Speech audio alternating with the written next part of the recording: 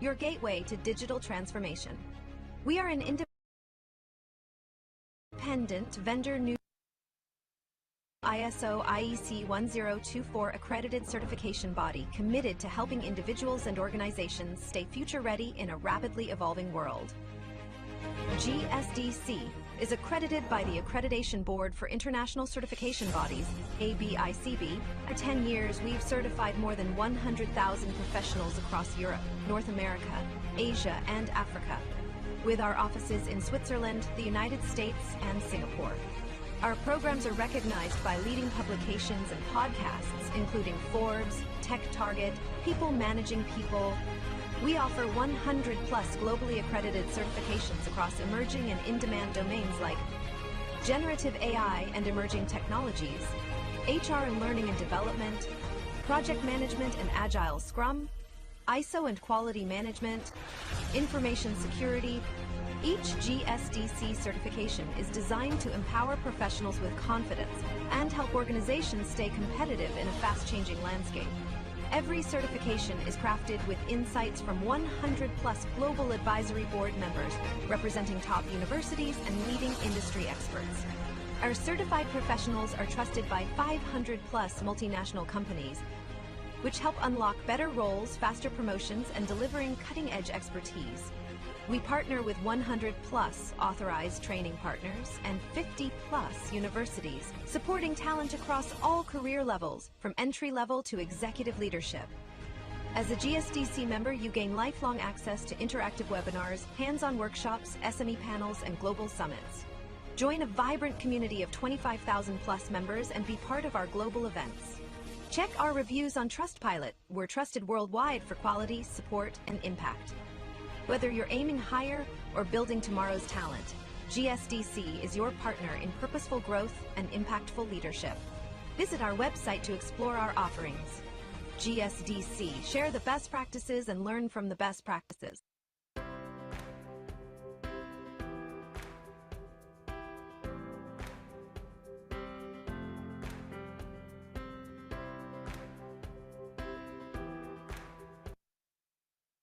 Welcome to the Global Skill Development Council, your gateway to digital transformation. We are an independent, vendor-neutral ISO IEC 1024 accredited certification body committed to helping individuals and organizations stay future-ready in a rapidly evolving world. GSDC is accredited by the Accreditation Board for International Certification Bodies, ABICB. For 10 years, we've certified more than 100,000 professionals across Europe, North America, Asia, and Africa, with our offices in Switzerland, the United States, and Singapore. Our programs are recognized by leading publications and podcasts, including Forbes, Tech Target, People Managing People. We offer 100+ globally accredited certifications across emerging and in-demand domains like Generative AI and Emerging Technologies, HR and Learning and Development, Project Management and Agile Scrum, ISO and Quality Management, Information Security. Each GSDC certification is designed to empower professionals with confidence and help organizations stay competitive in a fast-changing landscape. Every certification is crafted with insights from 100+ global advisory board members representing top universities and leading industry experts. Our certified professionals are trusted by 500+ multinational companies, which help unlock better roles, faster promotions, and delivering cutting-edge expertise. We partner with 100+ authorized training partners and 50+ universities, supporting talent across all career levels, from entry-level to executive leadership. As a GSDC member, you gain lifelong access to interactive webinars, hands-on workshops, SME panels, and global summits. Join a vibrant community of 25,000+ members and be part of our global events. Check our reviews on Trustpilot. We're trusted worldwide for quality, support, and impact. Whether you're aiming higher or building tomorrow's talent, GSDC is your partner in purposeful growth and impactful leadership. Visit our website to explore our offerings. GSDC, share the best practices and learn from the best practices.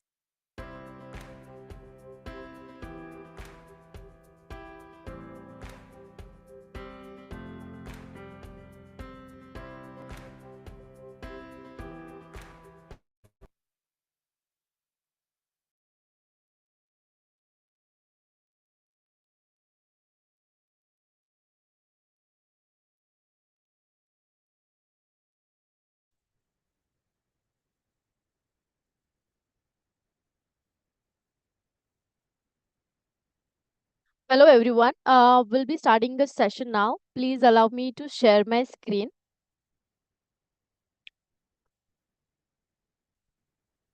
Here we go. I hope my screen is visible to you all, and thank you everyone for joining today's session. And I welcome you all with to GSDC Certified Learning Implementing Generative AI in Healthcare, with the theme that is transform patient care and clinical workflows with AI insight. My name is Preetham. I'm going to be a host for this session. If you need any assistance during the session, you can reach out to me over the chat box.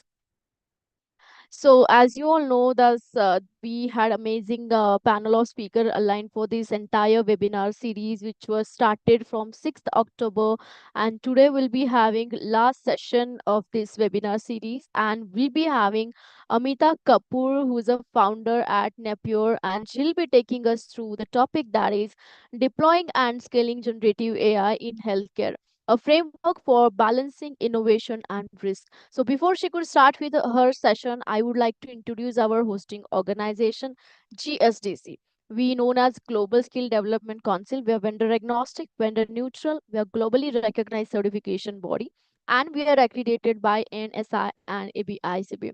We do have 100 plus certification portfolio with us, and we have certified more than 250,000 professionals across the globe.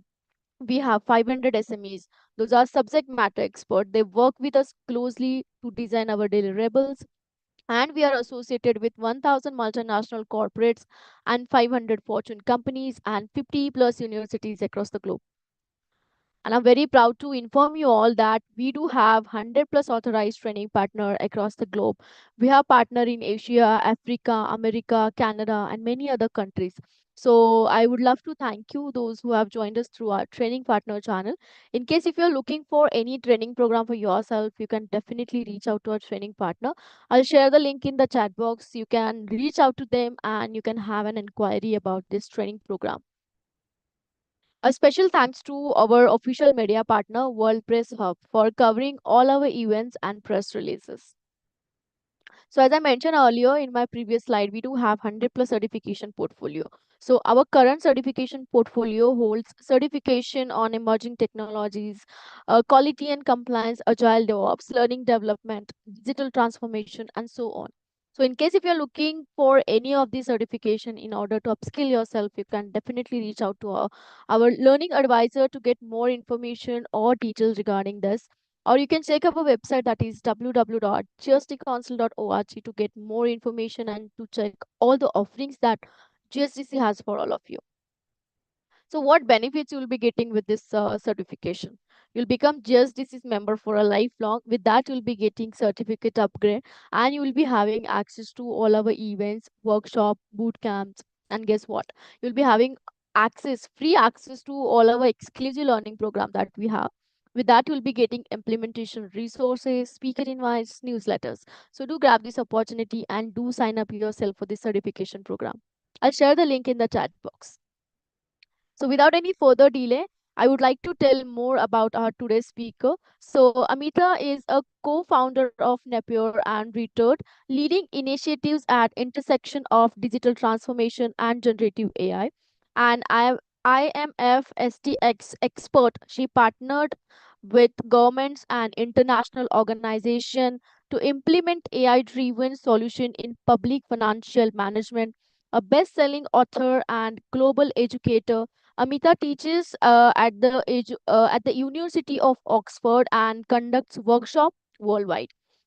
Through Retard, she pioneered program integrating AI, cognitive science, psychology, and computational neuroscience, focusing on research-driven, ethical, and scalable AI deployment.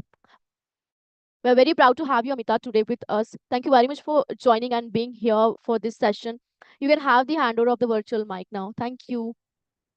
Thank you, Pritham, for such a nice introduction.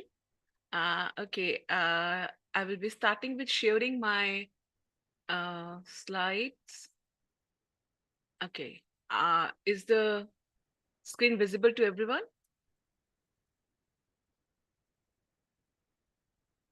Okay, thanks. All right, a very good day to everyone. And I'm really excited to speak at this particular topic and at this particular gathering. In the next 60 minutes, roughly, I will be discussing a technology which you can think of as both the savior of modern medicine and also one of its greatest potential threats. As Pritam has already introduced me, I am Dr. Amita Kapoor, and I work in this particular area of, I've been working in the field of AI since 1994.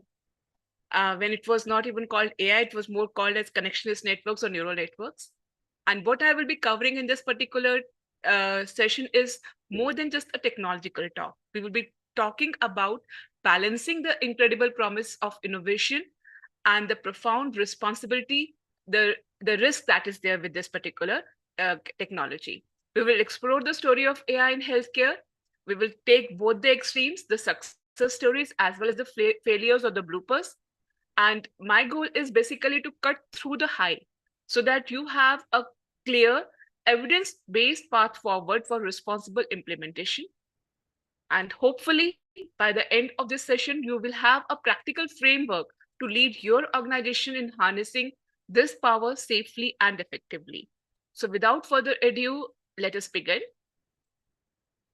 The first question that comes is, why is the generative AI technology exploding into the healthcare right now? The answer is unfortunately captured very perfectly in this image. We are actually in the middle of a dual crisis that is threatening the very foundation of our healthcare system. First, we have an epidemic of clinician burnout. You can think of it as like 81% of the clinicians, they report high stress levels. They're spending an average of 28 hours per week, not on patient care, but on paperwork. And that is really a full-time job dedicated to just administrative tasks. And it is driving many of our best people in healthcare out of the profession. At the same time, the system is buckling under the weight of unsustainable cost. A staggering 50 to 30% of all US healthcare spending goes to administrative expenses, hundreds of billions of dollars annually that are not being used for treatment or innovation. And for years, we have tried to solve these problems with the same tools: more checklists, more administrative staff, more complex workflows, but the crises have only deepened. This brings to my mind what Albert Einstein once said: we cannot solve our problems with the same thinking we used when we created them. So the status quo, that is using the old techniques, is no longer an option. What we need is a fundamental shift in our thinking and in our tools. And that is precisely why generative AI is needed in the present day for this intervention. Now the question arises, why is it the solution, right? So to turning to this particular solution, what makes generative AI different so that it can become the solution? We need to understand that this technology is what this particular technology is basically promising us. It is not just promising to fix the symptoms, but it is basically giving us tools to redesign the system itself, right? For years, when we used to talk about AI in medicine, we used to think about analytical AI or discriminative AI. And discriminative AI is more like a superpower detective. It is very good at spotting patterns in existing data and even predicting outcomes. But a generative AI is totally a whole new dimension. It is not just a detective, it is an architect and an artist. So the fundamental capability which makes generative AI very different from the traditional AI is that it is not just analyzing, it is actually creating. It can draft a flawless clinical note. It can synthesize a lifelike medical image or even sketch the blueprint for a new drug molecule. And the technologies that make this creatively possible are the three core engines that you're seeing on this particular slide right now. So first, what we have is the GANs. GANs are very much like, creative duels, like kind of a push-pull amplifier. They are two artificial intelligence, two AI models locked in an artistry rivalry. One is forging a synthetic medical image, and the other is trying to spot the fake. And with every round of training, they both get better until the images generated by the generator model become so realistic that even experts cannot tell they are not real. And that is how generative adversarial networks can generate invaluable data to train both doctors and other AI systems without ever compromising patient privacy. Then we have transformers. They are the language masters. They are the one which have actually made AI very or generative AI very much popular these days. So these are the models or minds behind models like ChatGPT, Gemini, and Claude. And by training them on billions of pages of text, they have now mastered how humans can think and communicate.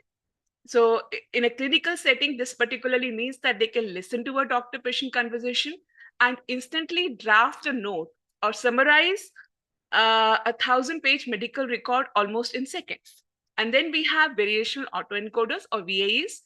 They are like pattern discoverers. They can take vast complex data sets, for example, genomic sequence, compress them, and from that compressed form, they can generate new plausible variations, which can reveal novel disease patterns or even undiscovered treatment pathways.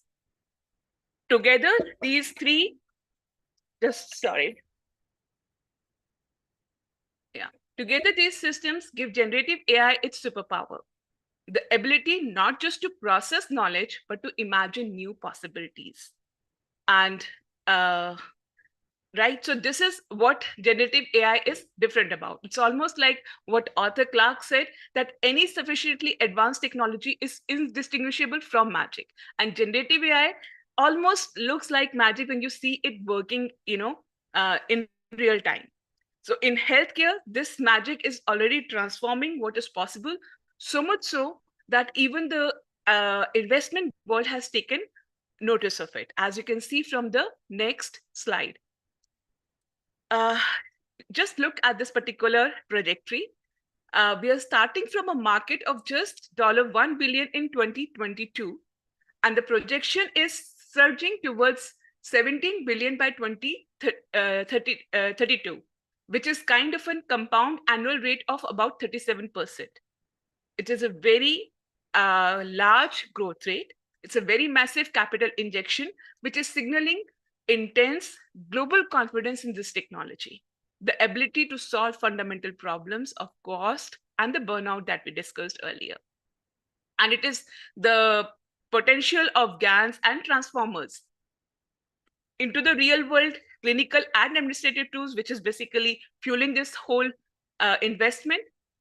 And that is how the things are going. So now the next logical question that you may ask, okay, fine, we see that there is a lot of scope into generative AI. There's a lot of money being put into generative AI, but exactly what generative AI is doing in healthcare. So for that, we come to the four domains of healthcare where generative AI is being used.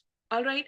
It is flowing into these four key domains that you can see out here, and this spans the entire healthcare ecosystem from the back office to the bedside. First, and the most mature area is administrative efficiency. This is all about attacking that 28 hours of paperwork we talked about earlier, automating clinical notes, streamlining medical coding, and fixing the broken revenue cycle.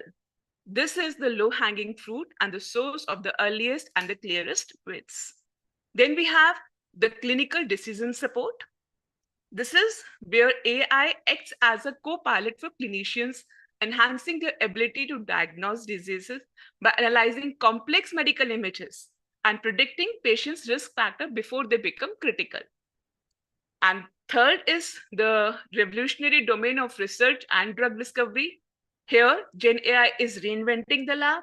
It is accelerating the development of new therapies, even generating synthetic data to make research faster and more equitable. And finally, we have patient engagement. This is about using AI to deliver highly personalized care plans and provide 24/7 virtual assistance to the patients. Now, in this particular session, we'll be going through some of the concrete evidence-based success stories from these domains, right? And then eventually the bloopers, and then finally how to proceed. That is how the talk is structured. So coming first to the first success story, the first domain, which is the administrative automation. So this is the early win for a simple reason. It delivers the clearest and most immediate and most quantifiable return on investment.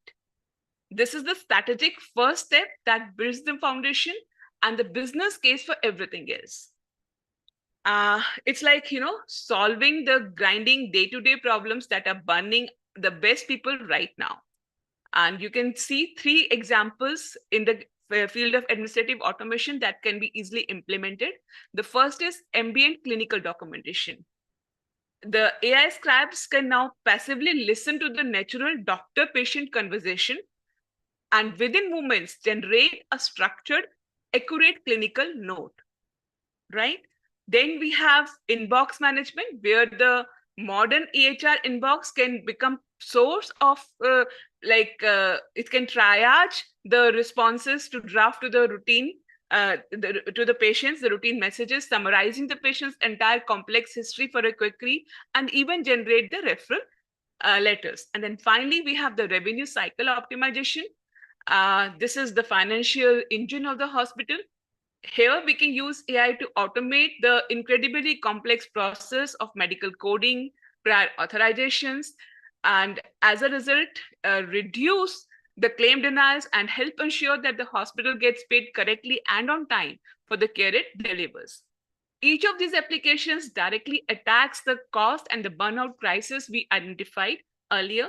They are practical, they are proven, and they're delivering value right now. You can see these values out here, the evidence. A large academic medical center in the Midwest, they ran a pilot program deploying an AI scribe to automatically generate clinical notes from natural conversation between the doctor and their patients, right? And the results you can see on the screen. First, they saw a 29% reduction in the time they had to spend on documentation, right? 29% is a huge time. Almost a third of their note-taking time, that 28-hour week burden, is simply, reduced. Then what they can do with that reclaiming time, this is the crucial part. They were able to see more patients. And that same group of doctors saw a 7% increase in their monthly appointments because they were able to see more patients, because they had to spend less time in note making. They were able to see more patients. And this is a direct improvement in patient access to care, which is achieved without anyone working longer hours. And the doctors themselves, what did they thought about this thing? And that is something which is the real interesting part. Almost 100% of the caregivers in the pilot, they wanted to keep using the tool. So this 100% approval rate is almost unheard of, right? And if this does not tell you that how successful or how useful this AI scribes can be, I don't think so anything else can, right? So with this one technology, the hospital can directly address the clinician burnout by giving doctors back their time, improve the financial health of the system by increasing patient access, which is a win-win for both patients as well as the hospitals. Then the financial health in other terms also, let us see what kind of impact is there. So the financial backbone of any hospital is its revenue cycle. And as many of you will already be knowing, it is actually quite complex. Any inaccurate or incomplete diagnostic means health systems are not fully reimbursed for the complex care they provide, leading to millions in lost revenue and endless costly denial appeals. To tackle this, a group, Banner Health, with a 33 hospitals regional health system, they deployed an AI to optimize their chart reviews. The AI acted as an expert assistant, analyzing patient records to ensure the full picture of a patient's acuity. Their true level of sickness and complexity was accurately captured. And the results, they were profound on two fronts. First, on the clinical side, it saved physicians an average of 10 minutes per patient per day on follow-up documentation, right? Which is definitely another win against the administrative burden. But the financial impact was real headline. By ensuring that the coding perfectly matched the complexity of the care, the system captured millions in net new revenue. Right, so this was not, they were not billing for any new service or any more service. It was like getting paid correctly for the high level of work that they were already doing.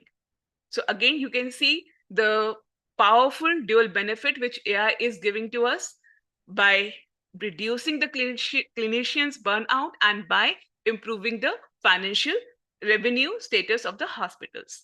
All right, now we have seen these particular perspectives like at the administrative level. Now let us move to the second part where we can again use AI. So one of them is into the clinic itself. So where AI can act as a diagnostic tool. So let us start with radiology. And this always reminds me of Hinton's remark few years back. Jeffrey Hinton, the father of neural networks, deep learning, and a Nobel Prize winner. So he once said that within 5 years, we will not see any radiologist. And he was really, really, really very wrong about that, right? So again, the technology is not about replacing radiologists. The technology is about augmenting radiologists. So means like for decades, the medical imaging, it has operated on a fundamental trade-off. It was like ordering from a restaurant that only had 2 items on the menu. You could have the fast and blurry or slow and clear image. All right. So why is it so? Because I'm sure many of you realize that once a patient goes for a sort of an imaging thing, there are patients who could not stay perfectly still. But I will be one of them definitely, right? And therefore, for the patients, what is more comfortable is a faster MRI, but that results in a image which is often very noisy. A perfect image means asking the anxious patient to lie still for what feels like an eternity. So either you can have the speed or you can have the quality. You cannot have both. Now, generative AI is rewriting this. A very fantastic example of this is the GI Healthcare's Air Recon DL platform. It uses a deep learning tool not just to analyze an image, but to reconstruct it from the ground up. It can take the data from the faster, lower quality scan and generate a final image that is sharper and clearer than what was possible before. So definitely, this gives us multiple benefits. First, for the radiologist, it means they can see more patients because each image generation is much faster. So they can detect those subtle early signs of disease that might have been lost in the noise. It gives them more diagnostic confidence. And secondly, for the patient, it also means that the patient is not spending that much time within the machinery, which makes it easier for them. And plus, for the hospital, seeing patient faster means shorter scan times, and that means basically giving them more diagnostic throughput as well as reducing the wait times. So what you are seeing out here is that AI is solving a fundamental compromise in the medicine. It is helping us to do both fast as well as clear imaging, right? And then the third interesting thing is, the drug discovery acceleration. So we have seen that AI can help us see faster, but it can also help us heal faster. I'm sure that many of you remember the early days of COVID-19 pandemic. That feeling of the entire world holding its breath, waiting for a vaccine, a treatment, anything that could offer a path forward. In that scenario, speed was everything. But we know the problem. The traditional process of developing a new drug is definitely not fast. It takes over a decade, costs billions and billions of dollars. All right. But that is what the traditional pipeline is. As you can see here on the screen itself, the traditional pipeline takes roughly 3 to 6 years from any identification to the phase 1 trials. All right. So from identifying a promising molecule and then starting a phase 1 trial, it is slow, expensive process of trial and error in a physical lab. And this is where generative AI can flip the script. Instead of spending years physically testing a handful of compounds, AI can design and test millions of potential drug candidates in silico in a computer simulation. It is a virtual lab that can run a decade worth of experiments in a matter of months. And this is not something which is like theory.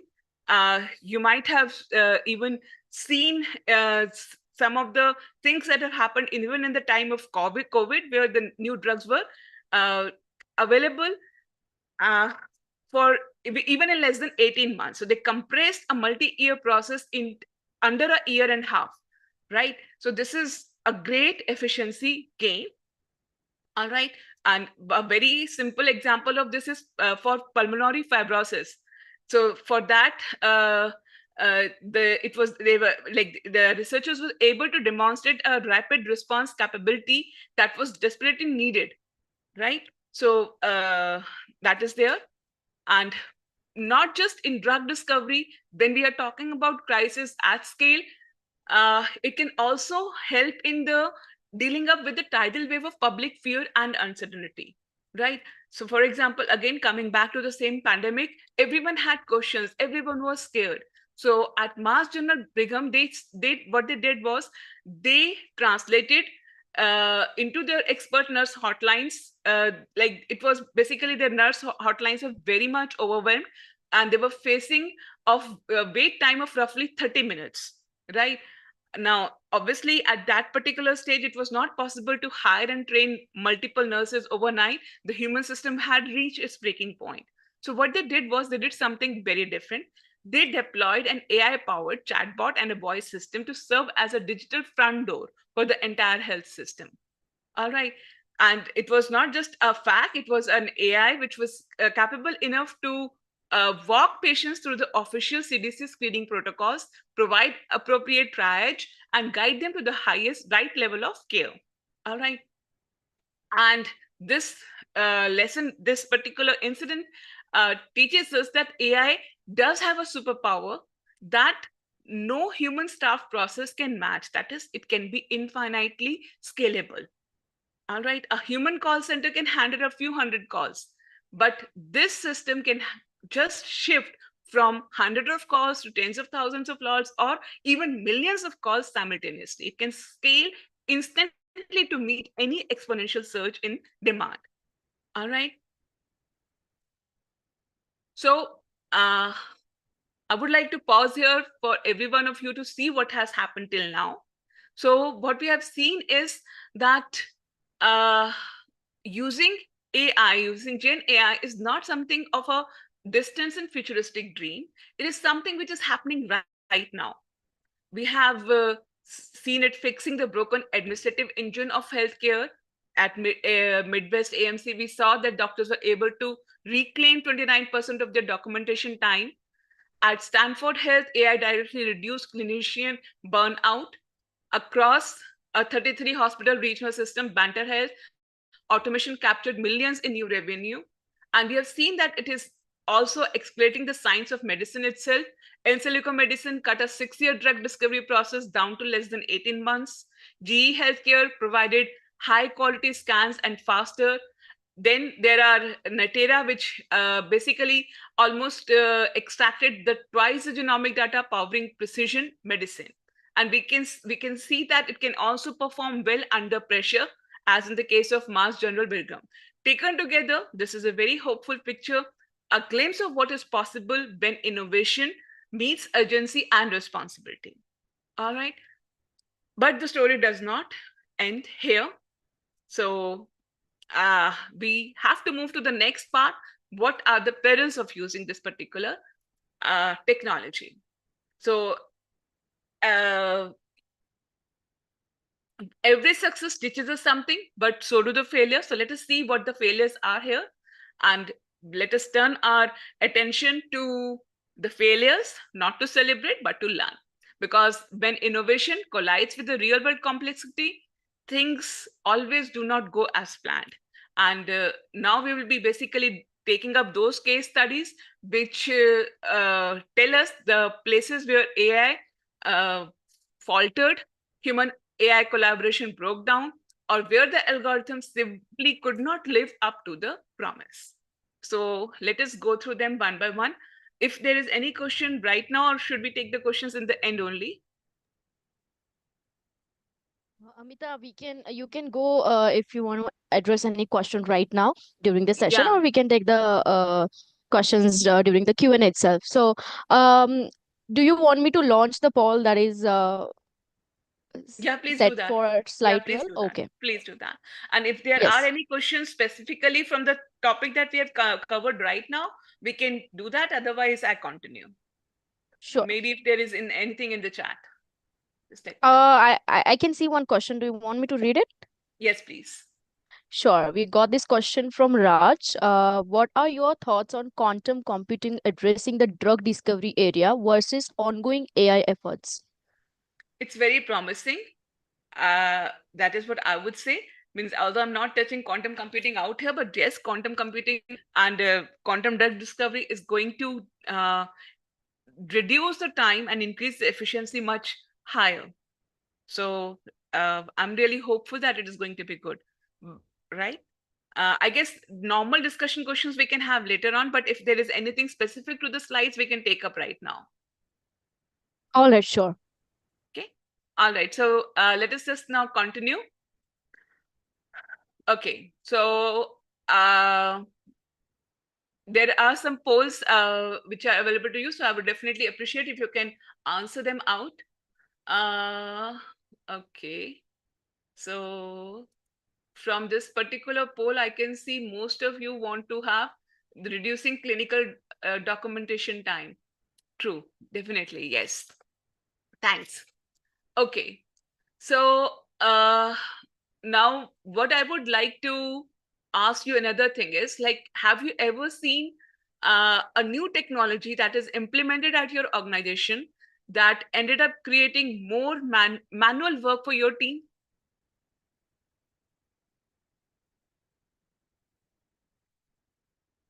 This is, I guess, another question. Second question, Pritam, have you put that also? Okay, so should I stop this one first? Yes, Okay, so I'm ending this and I'm sharing the result, and after that I'll able to launch the another poll. please. Yeah.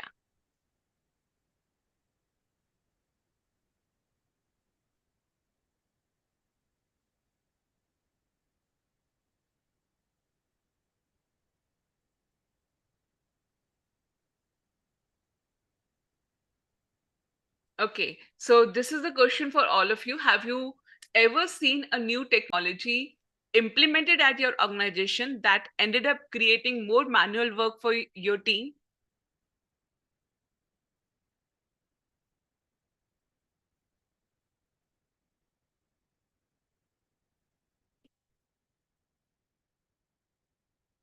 Wow. So it almost looks like that a significant majority of us have lived through this exact experience.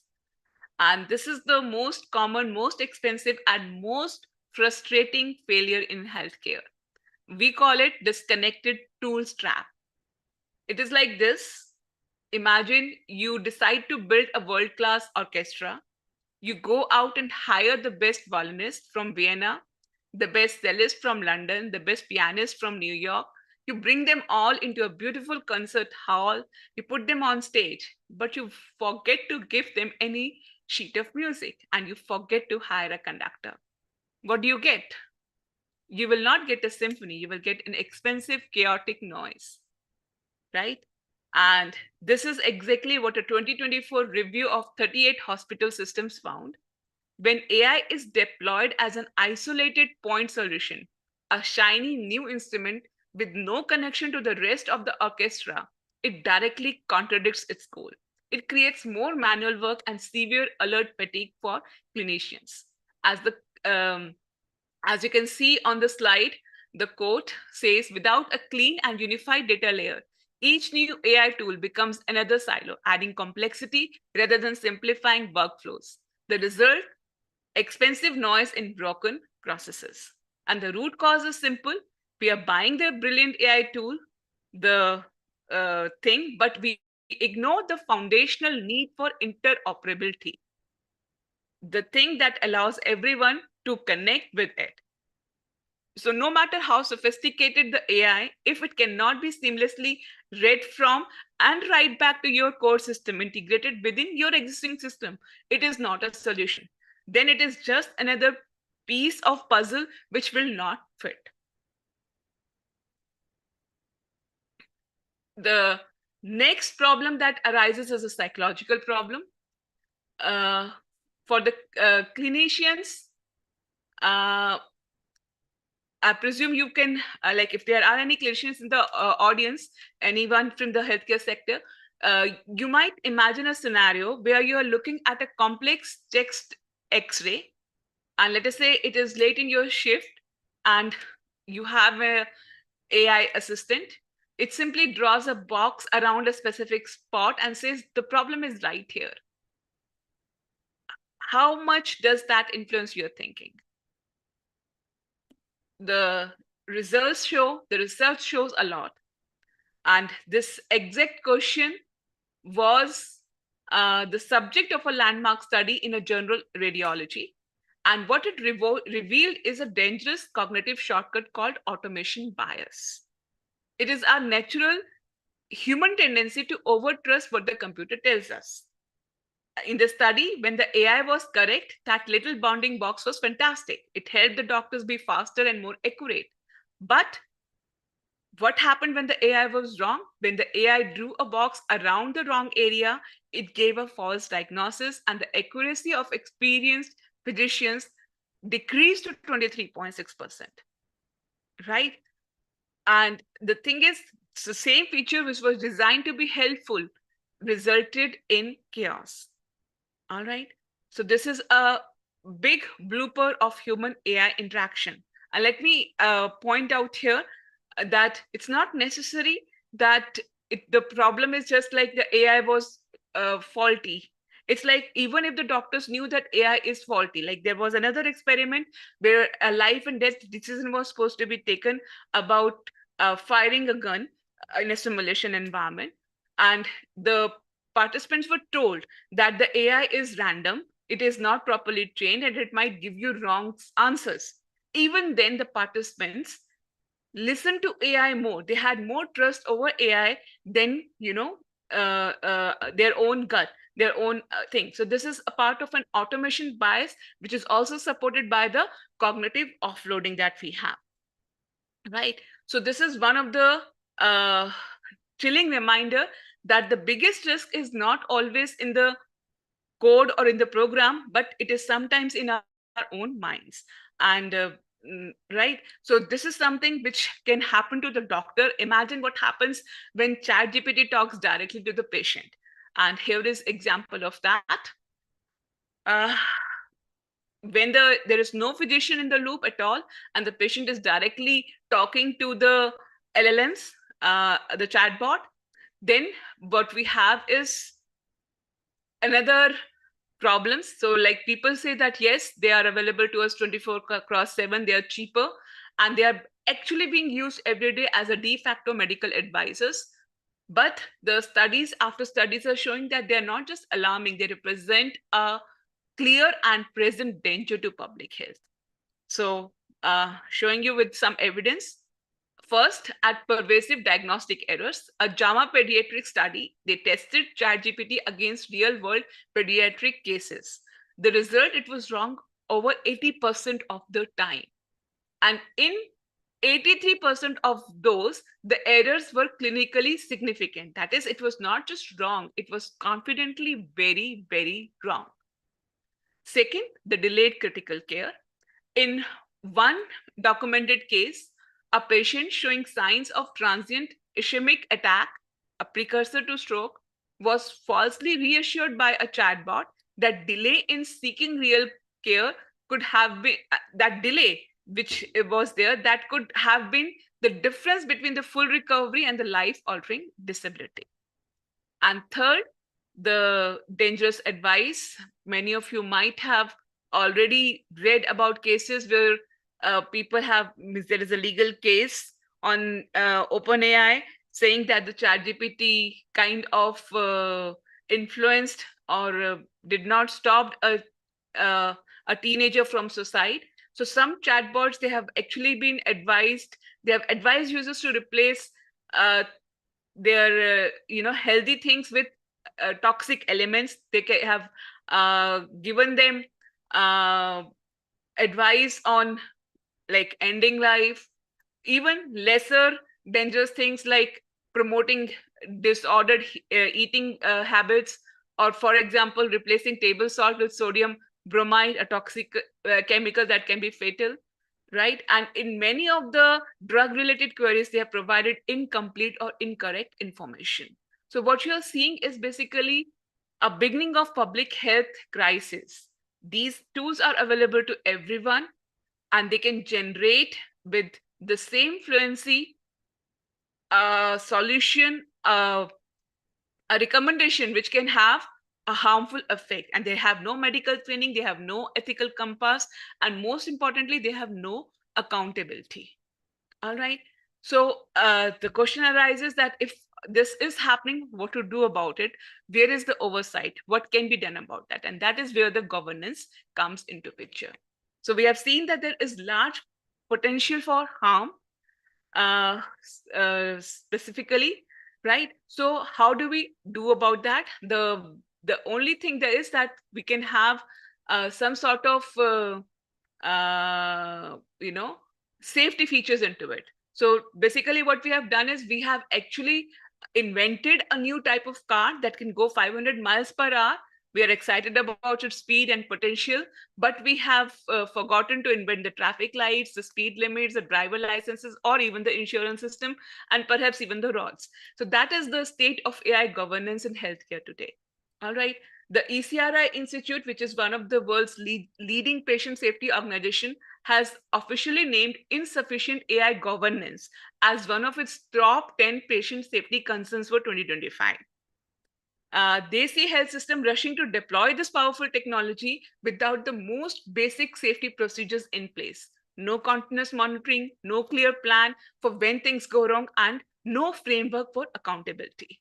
And this is what is creating a high risk environment or a safety gap, which is doing. And this gap can lead directly to the second paralyzing problem, that is the liability vacuum, right? So let us play out a scenario, right? Imagine that there is a predictive algorithm that fails to flag a high risk patient who is then discharged and later dies. So the question is, who is at fault? You can see it on the screen also. So is it the software developer who created the algorithm? Is it the hospital that purchased and implemented the tool? Or is it the clinician who followed its guidance? You can answer it up in the comments and we can definitely go through them later, right? But as you can see, there is no right answer to this question. The current legal system, which was built for world of human error, has no clear answer. It is a massive uncertainty that does not just create risk, it actually also hampers innovation. It creates a paradox where a hospital could be sued for using a flawed AI, and someday could also be sued for not using an AI that has become the standard of care. All right. And this reminds me, like even in my newsletter where I was discussing about the ChatGPT case where the teenager had, used ChatGPT and eventually gone for the suicide. And everyone is recommending that OpenAI should be sued. But then my question is, should we sue the person who is using the knife? Or should we sue the person, the company which manufactured the knife, if someone takes their own life using a knife, right? So AI is in that sense a tool, but that understanding has to come. All right. These are some of the documented failures, a kind of summary for what we have just discussed throughout, right? And you can see that there is an implementation error, there is automation bias, there is cognitive offloading. Then there are hallucinations, which is there like AI comes up with diagnostic errors, which it predicts, suggesting things which are not really correct. All right. And then we have governance failure. There is no liability at the moment. There's no accountability. And therefore comes the question how to go through all these things. All right. So we have to now see how to go to the safety. But before we build a safe path forward, we have to venture into an algorithmic minefield. What are the actual problems and how we are going to do it? So that is at the level of AI itself. All right. So just like a good doctor will not stop just at the symptoms, they will try and find the root cause, the underlying pathology. That is exactly what we need to do right now. So it brings us deep inside the technology itself, what I'm calling as the algorithmic minefield.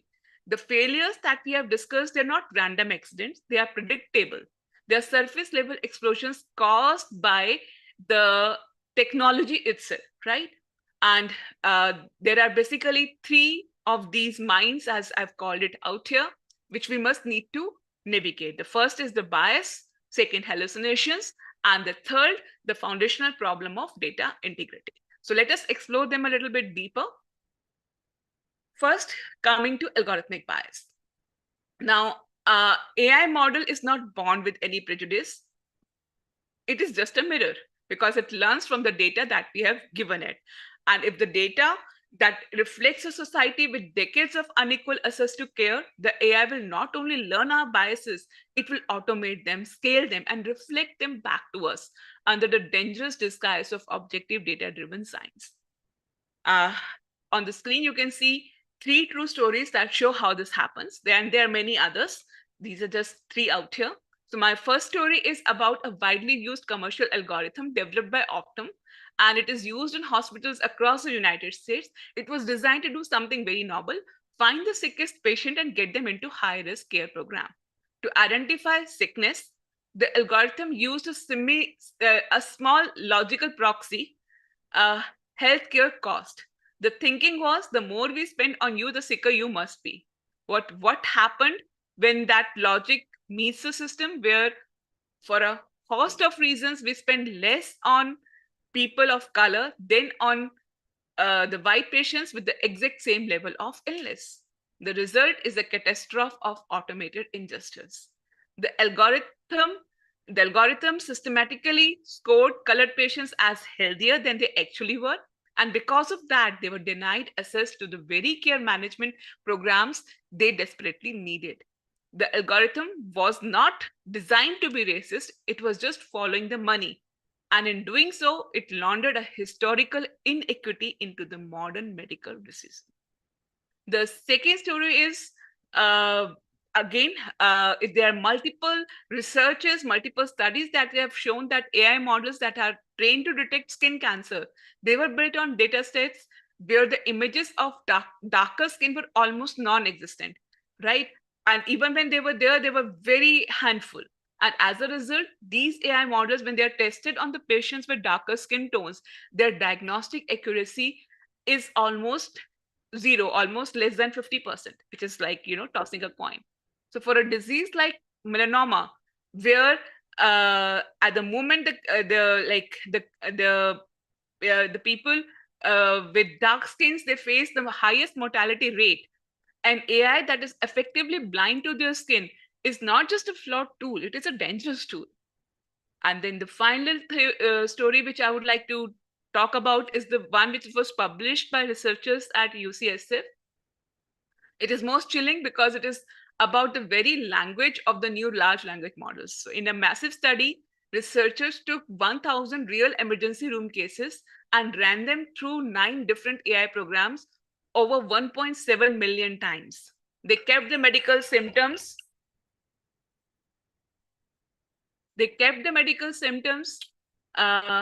Identical, but they changed the patient's demographics. The result were a stark reflection of societal prejudice.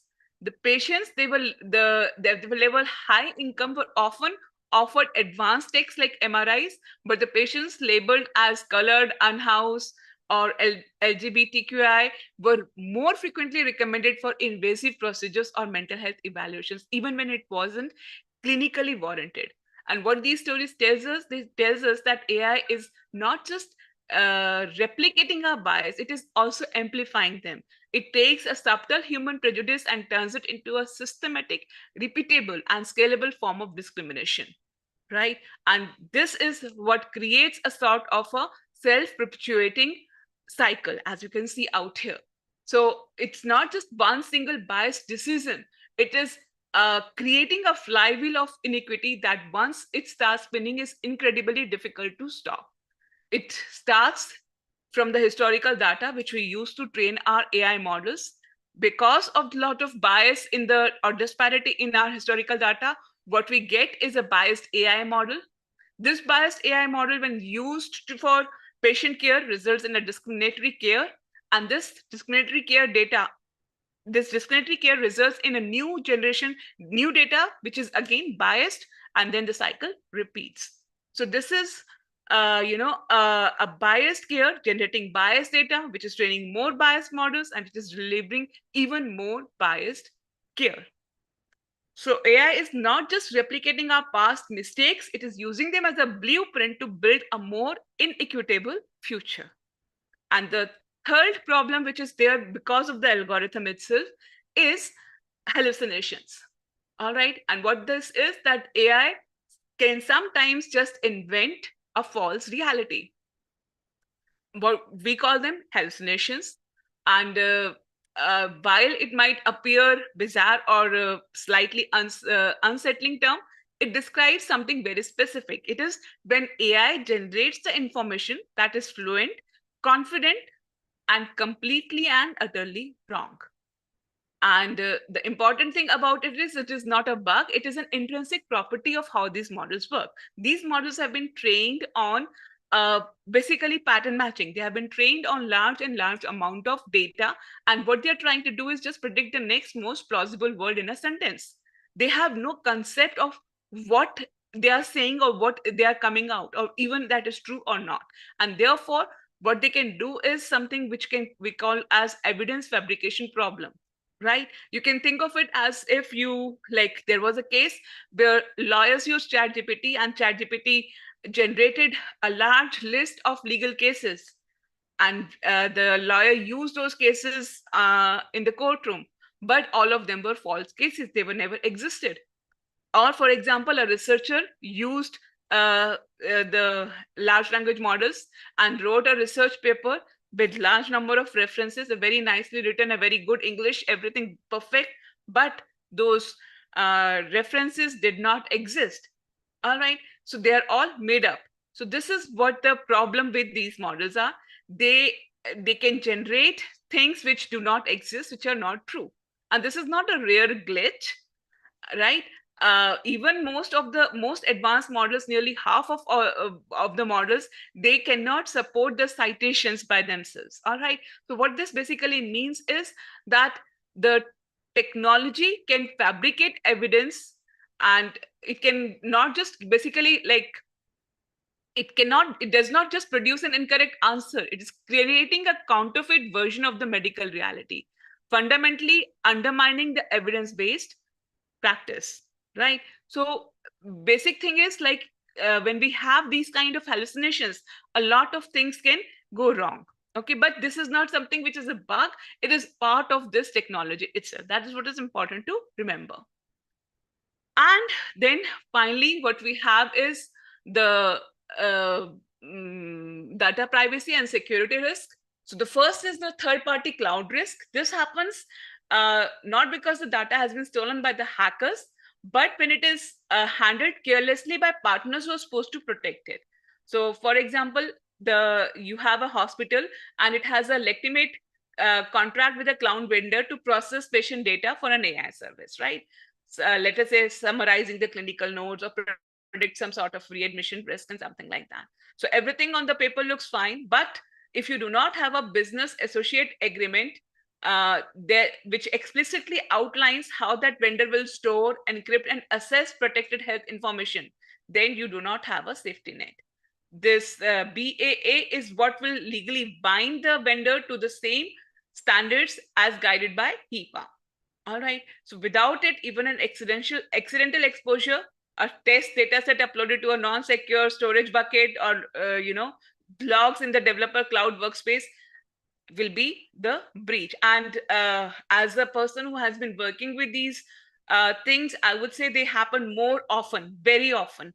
Means when we get the data, we are supposed to get a data which should be anonymized, but without giving you names, I can say that doesn't really happen. Okay. So it's not the data that goes to a wrong company. It is just that it is not handled with the same level of protection. All right. So you're doing everything correct, but means you are sending the mail to the right place. You're doing everything correctly, but instead of a confidential envelope, you are putting everything into a transparent document paper, right? So everything is visible to people. So this is the third-party cloud risk. Next, public model exposure. To make this more clear, you can imagine that, let us say there is a clinician, he is having some queries, so he anonymizes his patient's history and everything and put it up on a public ChatGPT account, right?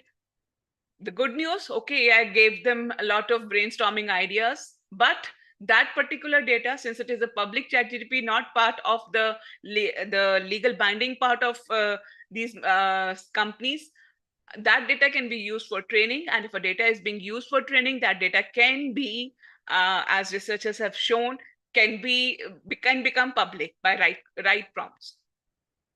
All right. So this is public model exposure.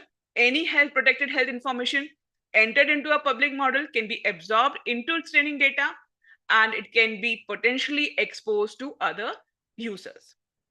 And finally, what we have is the data quality crisis. And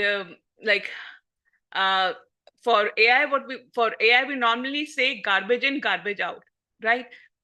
We know that the healthcare data is notoriously messy and fragmented. So if you train even the best AI architecture on a flawed, incomplete data, what you're going to get will be a flawed, unreliable AI. All right. So these are the three risks that are there. And eventually what we need to do to handle them is a form of a governance. We require a good AI regulations. Unfortunately, these regulations do not exist as of now. The European Union and United States both are trying to make it up, but both are basically, as you can see, the two sides, they have taken very different roads toward the same destination, same trustworthy and AI. So in the case of European Union, their philosophy is simple: prove that this particular thing is safe before it even touches a public road. So it's like, I want to learn the swimming without going into the swimming pool. And then United States, their philosophy is entirely different.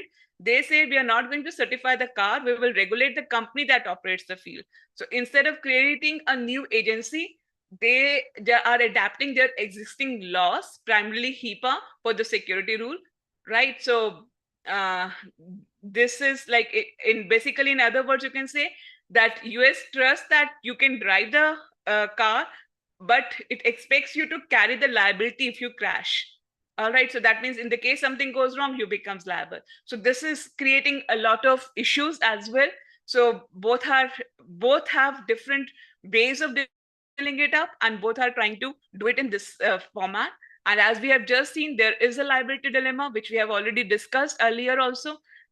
Who is the accountable one when the AI fails? Whether the developer who created the AI, whether the hospital which is using that AI, or the clinician.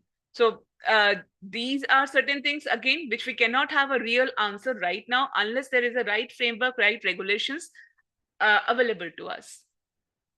The core ethical imperatives which can help us in navigating these areas are the transparency and explainability. The AI models, they should be transparent. That is, on which data they have been trained. That should be known to the doctor and basically the persons who are using it. And they should have explainability. If the AI model says that this is what should be done, it should also be able to explain why it should be done. Then the informed consent, the patients should have a right to decide whether they want to use AI or not, whether the AI is being involved in their care or not. And most importantly, building public trust, which is, as I say, educating everyone about what AI is, what its power is, and what its limitations are, right? And how to use it responsibly and with accountability. So this is the basic technology that we have, and that this technology runs on these different, I would say, the different platforms, as you can see, starting from the hardware, which is the GPUs, then the foundational models, GPT, Cloud, Gemini, Palm, so many. Then there are cloud hyperscalers, AWS, Azure, Google Cloud. And then finally, the applications which are developed, for example, the dermatology AI and skin vision and things like that, right? Or AI scribe that you can see. So this is the technology platform that is being built. And once we go to these particular systems, we have to ensure that each of these technology platforms, technology ecosystem is strong. For example, the hardware, these are the things which we can have from the outer part. So we have to make sure that these cloud services that we are taking are properly, they're following all the regulations and everything. And this application where comes the final AI model, which is running. This is a comparison between the three major service providers, AWS, Microsoft Azure, and Google Cloud. And you can see that each one of them has specific features. For example, the core Gen AI service is available with all of them. They also, each one of them has healthcare specific AI models available. The key differentiator is basically AWS offers you a large range of models, a very large range of models. Microsoft Azure has a partnership with OpenAI, and it also integrates almost all its AI in Microsoft 365. Google has lots of proprietary models, plus it also has a custom TPU hardware for faster inference. And then, as you can see, the target users are basically from developers to the researchers. And AWS, being the oldest, has the largest cloud overall share. Microsoft Azure at the moment has 39% of AI platform share, and Google Cloud is very means like in the last few years, it has kind of built it up quite well, and it is very much near the Microsoft at this particular moment. So still lower, but still it is catching it up. So and here you can see the market segmentation by growth. So by applications, you can see that large number of clinical applications are being developed, and a large number of administrative applications are also being developed. And by region also, you can see that which region is using more of the generative AI startups or things that are there coming up, the companies that are coming up. Now, we have seen the whole scenario from the promises to the perils to the liabilities that we have. So the question that arises is, what do we do with this? Do we have something that we can bring forward and carry forward? That is where the FAIR framework comes up. It's kind of a practical common sense framework, right? And it's like the framework for appropriate implementation and review of AI in healthcare. And the principle behind it is very simple. Not all AI carries the same risk. So we should not treat all AI the same way. You would not apply the same safety checklist to a scheduling bot that you would do to an autonomous surgical robot.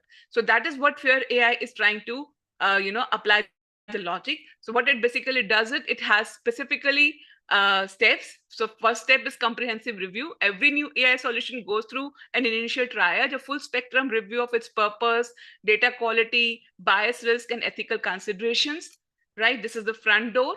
Then categorizing the risk. If it is a low risk administrative assistant, say automating billing or scheduling, a moderate risk if it is an AI scribe that has a human in the loop, or a high risk diagnostic module, for example, an autonomous clinical decision maker. So each tier determines the depth of oversight and the level of safeguards required.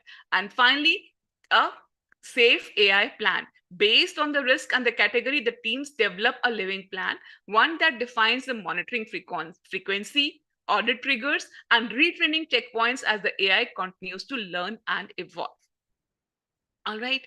So it's a nice framework. You can implement it as these 5 basic principles. Start with low risk, high impact solution. Try to build an integrated infrastructure. That means don't do something which cannot be part of your existing infrastructure. So most AI failures come because of the poor, basically because of the silos, not because of the algorithm itself, right? So first you have to fix the foundation. You create a clean, unified, interoperable data platforms that allow your systems to talk to each other. Then establish a rigorous governance. Treat AI like a new class of intervention. It's just a tool.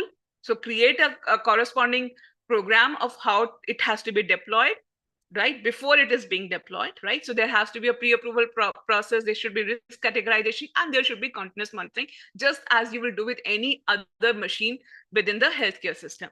And then keep humans in the loop, which is very important. No matter how advanced the model is, the final authority must rest with the doctors. And design AI to augment, not replace human judgment, right? And finally, monitor and validate continuously. It's not like that you make an AI once and then forget about it. It is a living system. The model drifts, the data drifts, the world changes, right? And as a result, the performance can degrade over time. And therefore, continuous monitoring is essential. All right. So taken together, these 5 principles, they can tell us how we move from the promise to the practice, how we deploy responsibly while still innovating boldly. And with this, I come to my last slide, which is basically that we commit to this FAIR framework. And if we navigate this AI journey with both ambition and caution, then we can have an interesting future in short term. Like, for example, next 1 to 3 years, we can master the role of augmenting the administrator, right? This is a place where we already are having a lot of examples where we have already seen a good ROI, right? And then in the midterm, we can move from the to the clinician's co-pilot, where the technology matures, where our governance frameworks, they become more solid, and AI becomes more of a standard and trusted part of our toolkit. And then in the long term, we can have the potential to achieve system level intelligence, where AI evolves beyond discrete tasks to become a more efficient and proactive healthcare system by itself, optimizing resources in real time. All right. But this is a long-term plan. All right. And it requires bridging the cultural gap that is there. The technology is moving very fast, but we are not definitely able to keep up with that particular speed. Right. And then things are like going to change a lot. So the choices that we are going to make today, prioritizing safety over speed, integration over isolation, and augmentation over replacement, these are the things that can determine whether the generative AI becomes a trusted partner or a source of unforeseen harm. The choice is ours, and that is all I have to say for today. Thank you. We can have the question answer session now, please. Wonderful. Thank you so much, Amita, for such a wonderful session and very informative session. So we'll be shortly taking all the questions. So I request all the participants drop your questions in the chat box right away, so we can cover it. So I'll be reading one question that we have got it from Musa. How can generative AI technology will continue to revolutionize the healthcare framework and to balance innovation and risk for the healthcare? That's really a very good question, and I'm very happy that you asked it, because that is what I think each one of us has to think: how we can use Gen AI and still at the same time means have both innovation as well as caution. And as I said, that comes not by one person, that comes by combining all the efforts. So we have to understand what AI is. We have to make sure there is a human in the loop always, right? And we have to ensure that the AI models that we are deploying, they are not biased. We have some sort of a guardrail which is checking out when they hallucinate. We have the guardrails which check out when they make biased decisions. There is some sort of transparency in that part, and plus there is an explainability component where the the AI model is not just a black box part, but it can also explain why it is doing what it is doing. I hope that makes sense. Absolutely. Thank you so much, Amita. Moving forward to the next question that we have got it from Falalu Zubairu. My question is that what as the briefly explanation of the software development that's generated by AI? There are large number of softwares which are available, means algorithms which are available to do explainability in or explainability part of AI. For example, there is Sharp, there is Line, and plus, like for example, even in the case of large language models, Anthropic has done a very nice work of doing mechanistic interpretability, where they can check out why a particular model is giving a particular answer. So a lot of work is happening. Yes, it is not complete. It is in a lot of it is in the research stage, but that doesn't mean it is not happening. It is there, and we can definitely make use of it. Thank you so much, Amita, for answering this one. Can see another question that we have got it from Alan Govan. As we integrate more generative AI tools into clinical workflows, there's naturally concern about liability and insurance coverage. Could you comment on how professional indemnity insurance is evolving to address AI assisted medical decisions, especially are insure viewing AI as a risk amplifier, or are there instances where AI adoption might actually be viewed favorably by insurer? Okay, now this is the two, again, a double-edged sword, I will say. One part is where when we use AI, a lot of corruption can be stopped, right? Even in the insurance sector. Means I'm from India, and I know that a lot of corruption does takes place out here, and therefore I have put up this particular part. So when we use AI into integrate this particular AI into the insurance component, we are able to uh, we can, stop that corruption part. But at the same time, there can be issues where the AI, as I said, it is discriminatory, it is biased, it may, not give I'm not sure how many of you have ever seen Voyager, but there is one particular episode of Voyager where their doctor, which is an AI, it convinces the humans who have captured it that that if you want your AI to provide you lots and lots of funds, you have to keep on spending lots and lots of medicines. All right, so the same happens in this particular case, that if we have a biased or discriminatory AI, we will definitely not be able to use it that well. So these are the things which have to be taken into account, and I think the solution for this is to always have human in the loop. The final decision is in the human. Wonderful. Thank you so much, Amita. So we'll be taking this question as a last question for today. In case if participants having more questions for our speaker, I encourage you all to reach out to our speaker. I've already shared her LinkedIn profile link in the chat box, so please do reach out to her. I believe she's more than happy to help you all there also. So the last question we'll be taking for today is from Edward. What are evaluation measures that could check and confirm the diagnosis result of AI in healthcare services? Thank you, Edward. And this is also one of the important questions, which is very important for the developer when we are making the AI, right? So most of the AIs that we are making, like let us say we are using it for diagnostics or for scribing, then what becomes important is like some sort of an accuracy measure, right? So there are specific accuracy measures which are there, which become important into the scenario, like F1, ROC, sensitivity, specificity. These are the parameters which become important when we are using the AI for diagnosis rather than just accuracy. But accuracy is the start, and then sensitivity and specificity comes into the picture.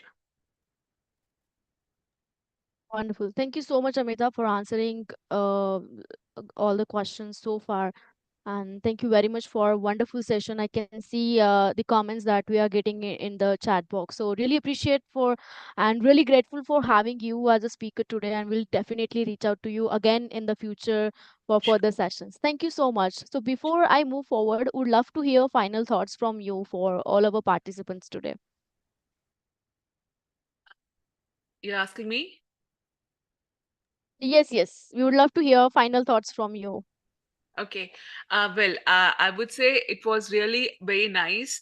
Means like when we have a virtual talk, it's not really possible to see who all are attending, and it is not really possible to see the faces, the expressions, and change accordingly, which I used to do when I used to take the classes face to face in interaction. So obviously that is missed, but then at the same time just enables us to reach a large number of people. It's like we are able to talk to everyone, and I'm really happy with the questions that everyone have asked out here, which tells me that it was not some sort of something where people were sleeping. Everyone enjoyed. Do hope, and I really enjoyed being part of it.